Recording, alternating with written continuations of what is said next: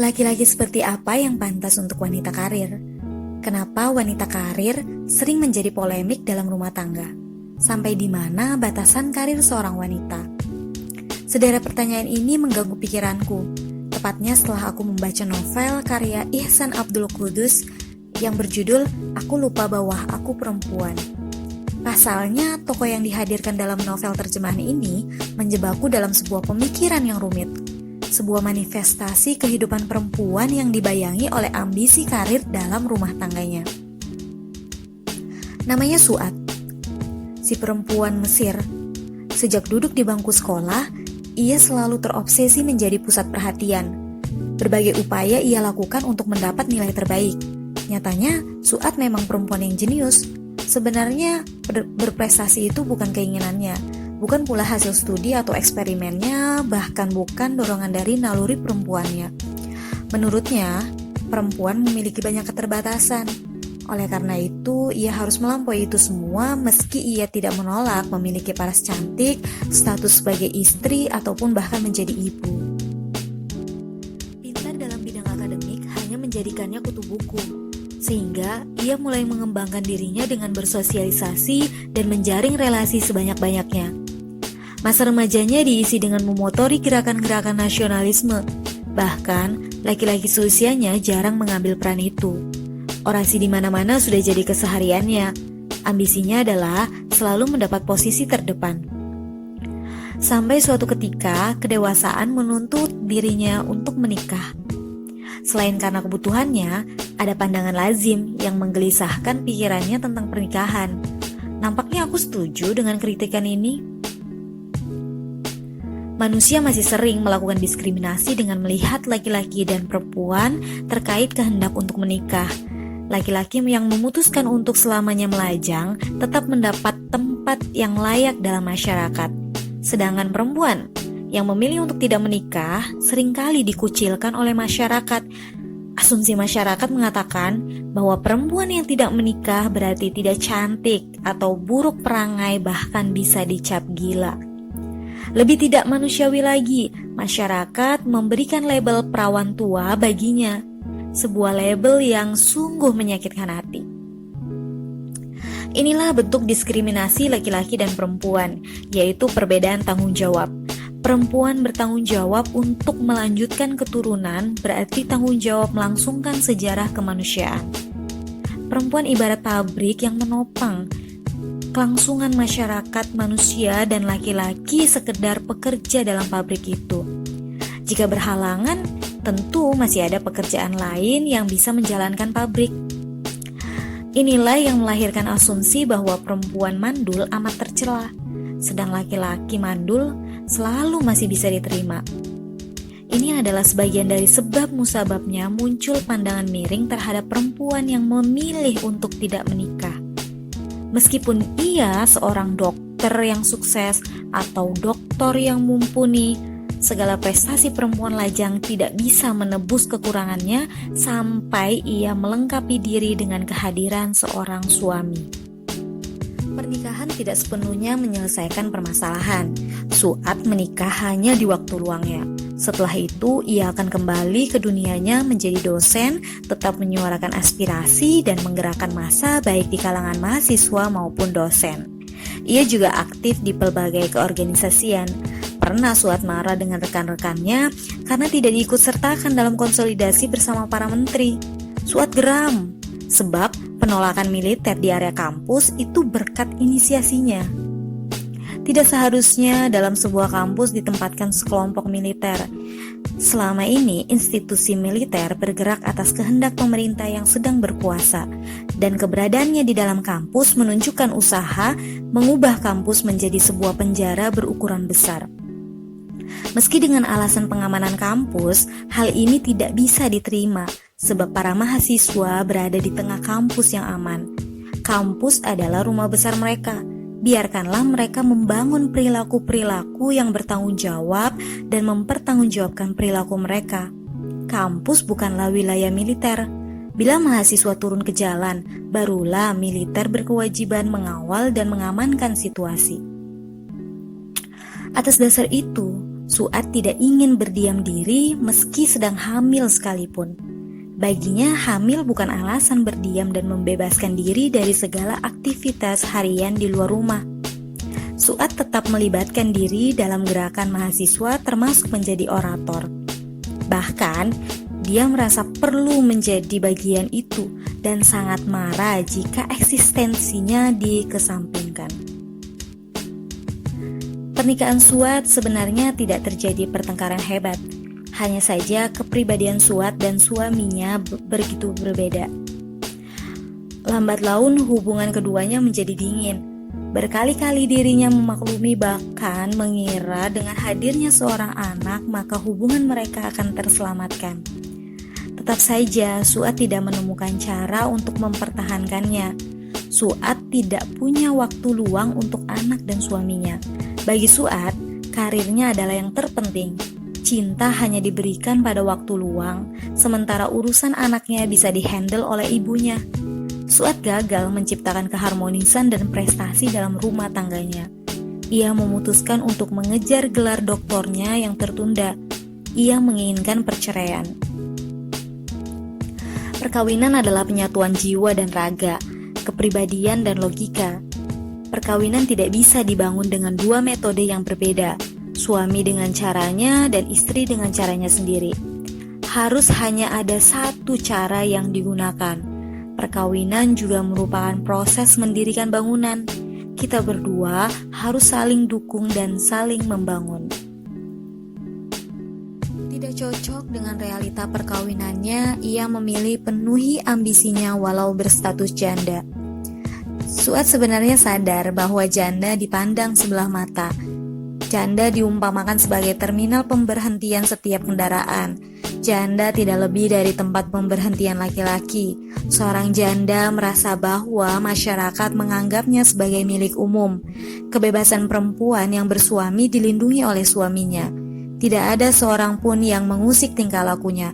Tetapi seorang janda, dia sendirilah yang harus mempertanggungjawabkan kebebasannya di hadapan masyarakat. Dan masyarakat merasa mempunyai hak untuk memantau setiap gerak-geriknya.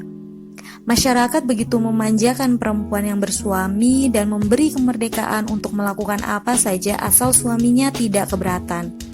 Tetapi masyarakat membuat diskriminasi perlakuan atas seorang janda.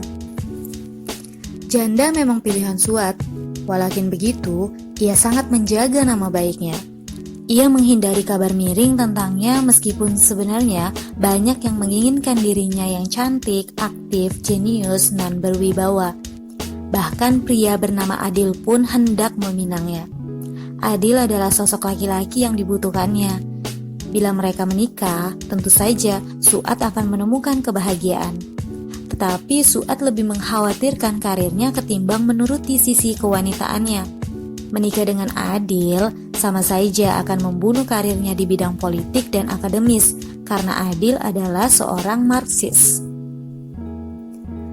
Bila pernikahan itu benar-benar terjadi, tentu saja aku juga akan menanggung risiko kiprah politik suamiku. Meskipun aku tidak memiliki andil apa-apa, bahkan aku akan tetap dianggap terlibat meski aku berseberangan pemikiran dengannya. Lebih dari itu, salah satu dari kami akan kehilangan aspirasi politik dan peluang kepemimpinan sebab rakyat hanya akan mempertimbangkan untuk memilih salah satu, suami atau istri. Disinilah ia seolah lupa bahwa sebenarnya ia adalah perempuan yang membutuhkan sosok laki-laki seperti Adil. Nalurinya sebagai perempuan memang tidak bisa disembunyikan. Suat harus menikah lagi, tetapi bukan dengan Adil.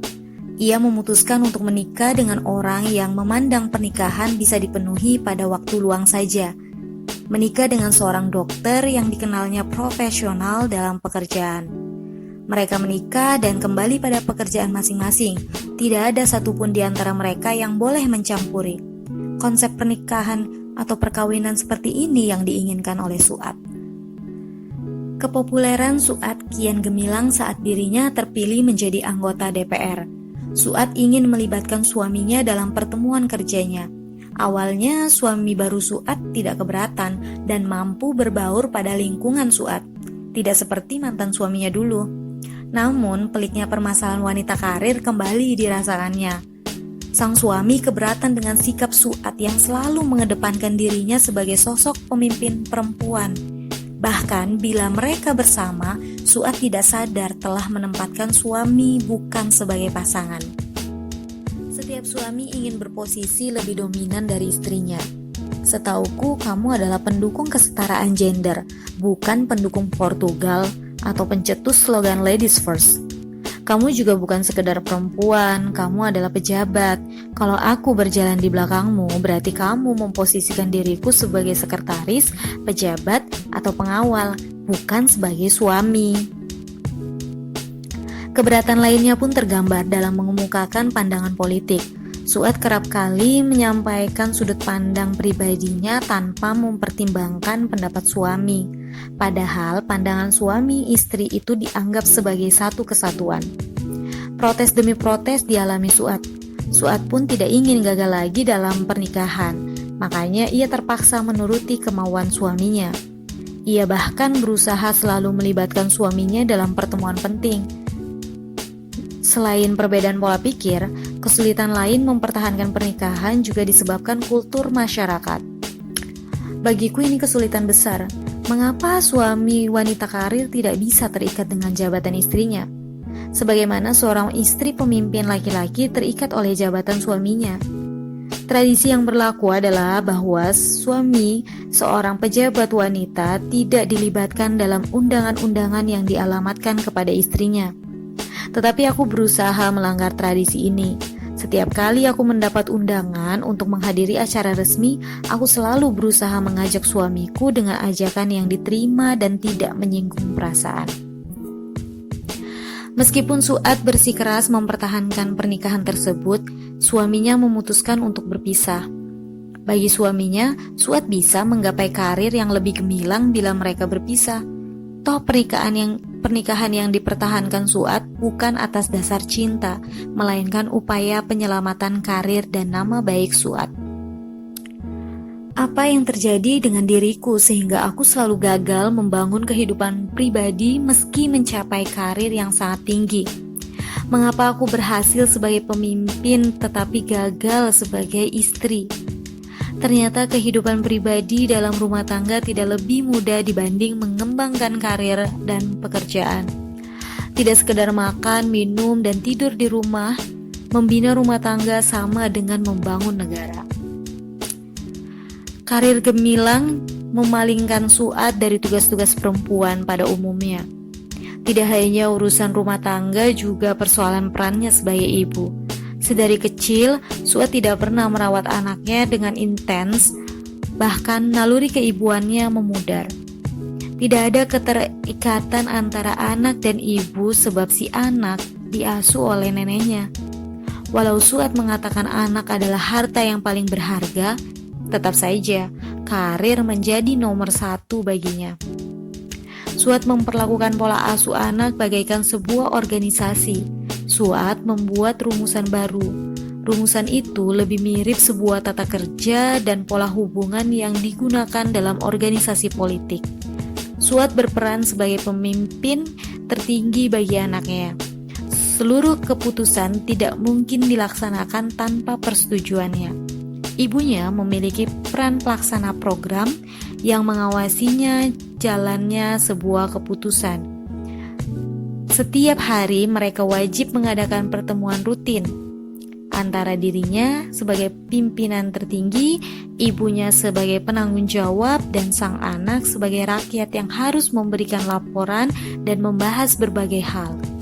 Ini disebut relasi interorganisasional. Membaca novel ini membuat aku menghela nafas berkali-kali. Aku larut dalam emosi cerita yang dihadirkan. Bagiku, si penulis atau Ihsan sengaja menghadirkan sosok Suat sebagai wadah kritis terhadap fenomena yang kerap terjadi di belahan dunia. Berbagai pelik permasalahan melekat pada perempuan. Perempuan kerap dihadapkan pilihan sulit antara menjadi wanita karir atau ibu rumah tangga. Pilih salah satu saja, sulit untuk kedua-duanya. Selain itu, Fenomena perawan tua atau janda nampaknya hina di masyarakat. Apalagi perceraian juga menjadi momok yang menakutkan. Lagi-lagi perempuanlah yang paling banyak menanggung konsekuensinya. Aku cenderung sepakat dengan sikap kritis Su'ad terhadap fenomena hidup yang ditemukannya. Aku pun turut kagum dan takjub pada kualitasnya sebagai perempuan. Dirinya mampu memenangkan impiannya, prinsipnya begitu tegas dan mungkin terbilang keras kepala. Hanya saja hal yang tidak begitu aku sepakati adalah Su'ad tidak bisa bijaksana terhadap perannya sebagai ibu dan istri. Su'ad memandang kesetaraan gender harus mendominasi. Menurutku hal ini nampaknya kebablasan atau melampaui batas. Nyaris dirinya melupakan kodratnya sebagai perempuan, istri, dan ibu. Gerakan feminisme pada dasarnya positif, tetapi banyak yang mispersepsi dalam teori ini. Ada beberapa kalangan yang menganggap bahwa kesetaraan gender itu membuat perempuan berambisi mengalahkan laki-laki. Dilansir dalam tulisan Devi Asmarani, salah satu feminis pertama Indonesia, yaitu ada ungkapan bahwa untuk mencapai kesetaraan, feminisme harus melemahkan laki-laki. Ini adalah bentuk mispersepsi dan tentu saja tidak dibenarkan. Memang dalam mencapai titik kesetaraan gender, perlu dekonstruksi maskulinitas, tetapi bukan berarti mengebiri laki-laki. Feminisme itu seharusnya memperbaiki relasi gender, bukan memperkuat salah satu jenis kelamin dan mengorbankan lainnya. Lalu kembali pada pertanyaanku yang di awal, laki-laki seperti apa yang pantas untuk wanita karir? Kenapa wanita karir sering menjadi polemik dalam rumah tangga? Sampai di mana batasan karir seorang wanita? Jawabannya ada pada seberapa luas pemikiran seseorang dalam memandang feminisme dan seberapa patuh dirinya pada aturan yang telah dipelajarinya.